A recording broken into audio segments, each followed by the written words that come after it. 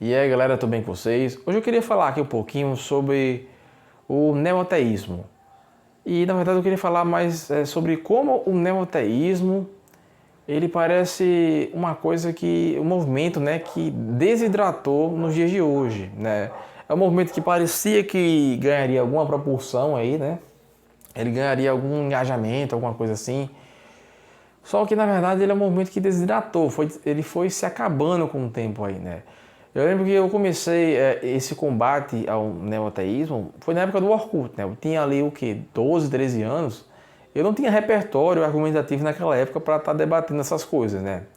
Mas era uma época que eu lembro que o pessoal divulgava muito esses argumentos contra e a favor da existência de Deus, né? E só que acontece, eu com o tempo fui percebendo que não era na verdade um debate, um embate entre ciência e religião, até porque os próprios religiosos muitas vezes eles participavam ali da ciência junto com os cientistas, né? Vários dos grandes cientistas, como Mendel, por exemplo, foram membros da Igreja Católica. Teve aí um padre, né? O Georges Lemaitre, que foi o cientista, né? Que ele foi quem postulou primeiro a teoria do Big Bang, né? E vários fatos controversos aí a respeito de ciência versus religião, eles são muito mais mitos históricos do que propriamente algo real, né? Como se vê na questão do Darwin, né? Tem lá o livro Darwin, o retrato de um gênio, do historiador britânico Paul Johnson, que conta ali uma história do Darwin que é totalmente diferente do que nós sempre acreditamos, na verdade, no que sempre foi vendido para a gente por propagandas neoteístas que expressam ali uma visão histórica muito sensacionalista, na verdade, né? Muito, enfim, uma visão histórica com a qual eu não comungo, né? E que hoje em dia eu vejo que é algo muito ultrapassado, na verdade, porque você vê que é algo que você não aparece essas coisas nos canais aí, né?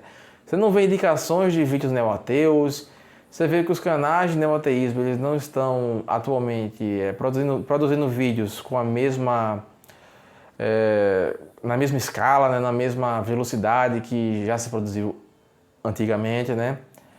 E você vê que é uma coisa que perdeu um pouco do brilho, né? É algo que parecia que ia gerar mais engajamento 10 anos depois, mas que hoje em dia você olha e percebe que, na verdade, desidratou no movimento.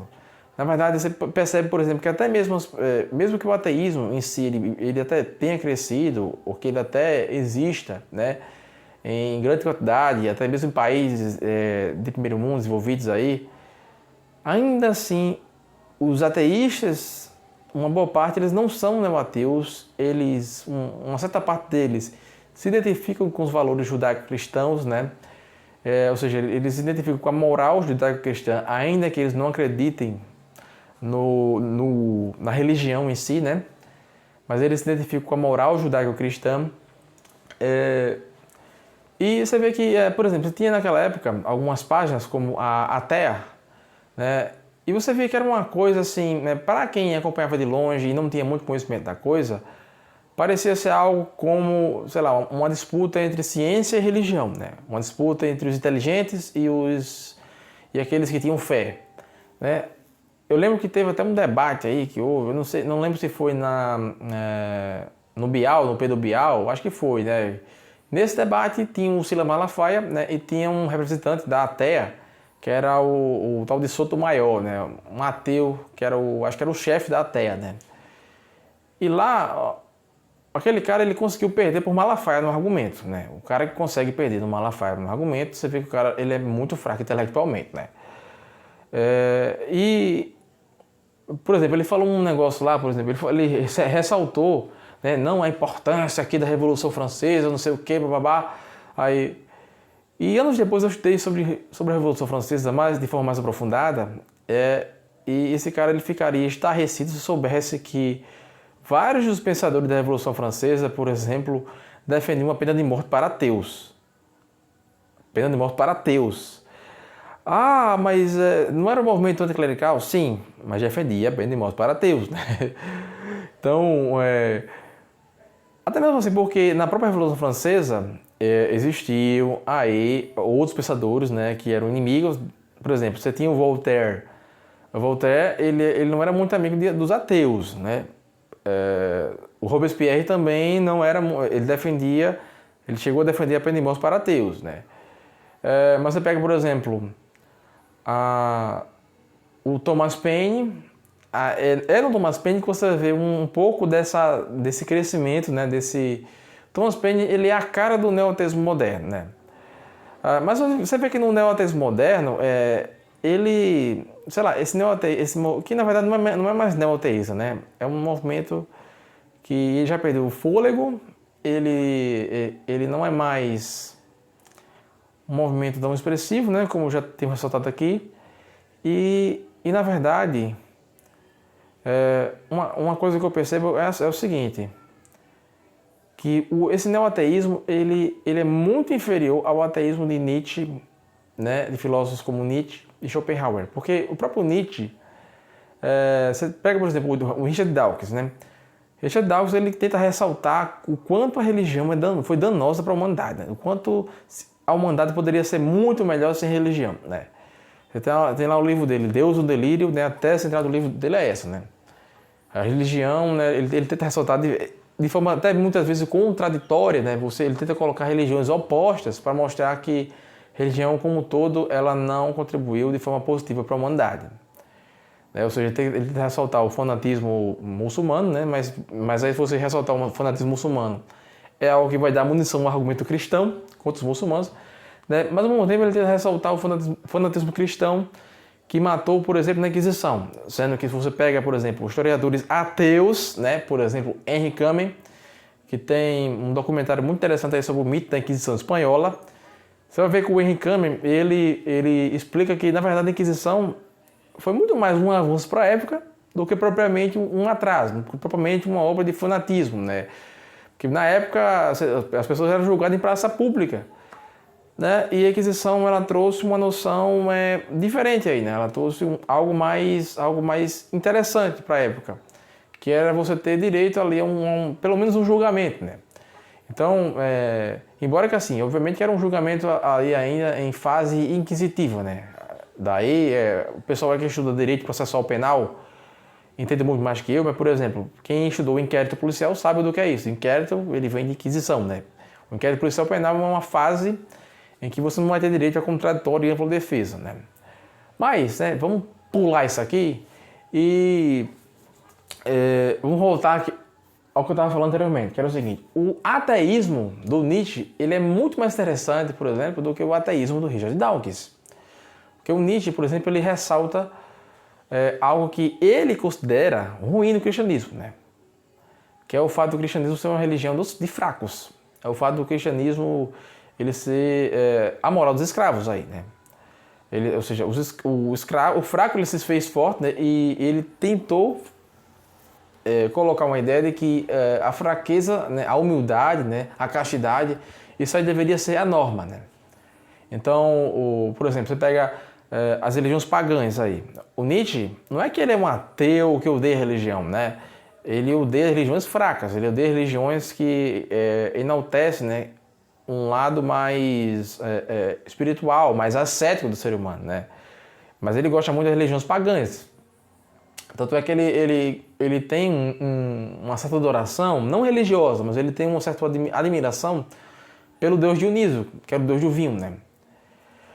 Então ele concorda muito mais com o espírito dionisíaco, em contraposição ao espírito apolíneo, esse espírito platônico, platônico socrático, né? Que ele critica muito, de forma muito vasta, no seu livro O Anticristo, né? Então, é isso. O neoateísmo é um movimento que desidratou, é um movimento que mostrou muito mais a ignorância histórica dos seus defensores, né? Em tentar defender essa tese de que a religião foi um grande mal para a humanidade. Você pega, por exemplo, o Richard Dawkins, novamente aqui, né? O John Lennox, no seu livro Por que a Ciência Não Consegue Enterrar Deus? Né? Eu estava lembrando o nome do livro aqui. Nesse livro, o John Lennox, o que é que ele faz? Né?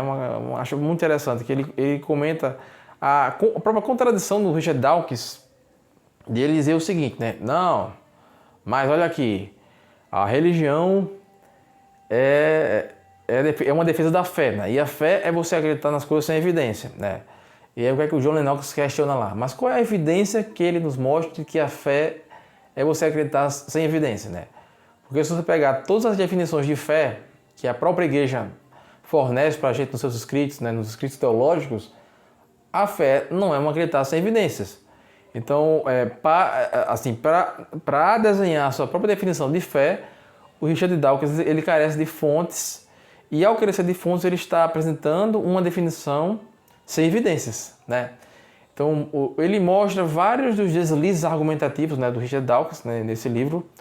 O John Lennox, que apesar dele ser um teísta, ele é um cara muito inteligente, na verdade. Ele é um professor aí de... eu não sei se é de Cambridge ou se é de Oxford. Eu acho que é de Oxford, né?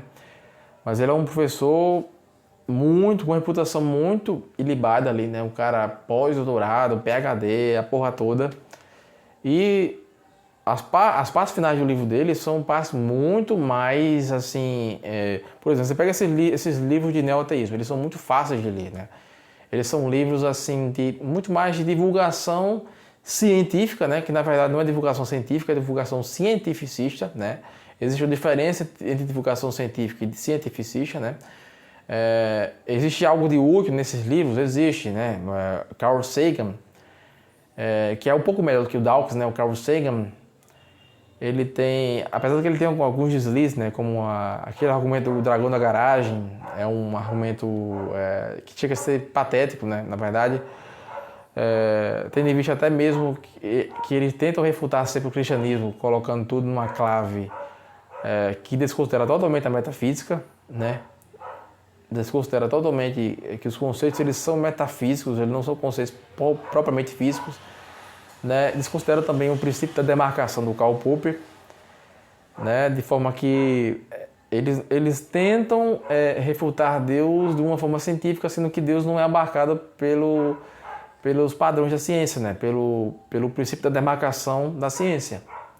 A ciência ela demarca um campo muito específico de conhecimento que não abrange, obviamente, o plano metafísico transcendental, né? Então é isso. O neoateísmo ele desidratou, é um movimento que, enfim, hoje em dia não tem muito mais sentido, né?